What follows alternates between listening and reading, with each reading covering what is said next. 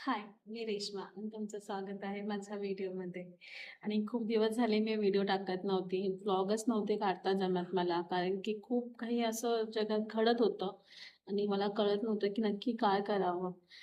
तर आता फायनली माझे व्लॉग परत स्टार्ट होतील. मी सुरू करते आणि तुमचा असाच सपोर्ट माझ्याबरोबर राहू द्या. Thank you so much. हल्ली ना मला एक गोष्ट कळत नाही. आपल्याकडे मुलीला शिकवण्यासाठी एज्युकेशन दिलं जातं, तिला साडी शिकवली जाते, तिला घरचं जेवण शिकवलं जातं, तिला घरची कामं शिकवली जातात. पण सगळ्यात मेन म्हणजे ह्या सगळ्या गोष्टी फक्त लग्नानंतर तिच्या कामी येणार हे असतं. पण सगळ्यात मोठा एक कोर्स तर हा आपला राहूनच गेला, जो आपल्याला आपल्या मुलीला शिकवला पाहिजे. आणि तो कोर्स म्हटला तर नवऱ्याला कसं सुधरवायचं. कारण की नवऱ्याकडचे जे असतात ना, ते तर हेच बोलतात, की ह्याची बायको आली ना, की त्याला सुधरवेल. पण हे सुधरवायचा कोर्स हा लग्नाआधी का दिला जात नाही बायकोला?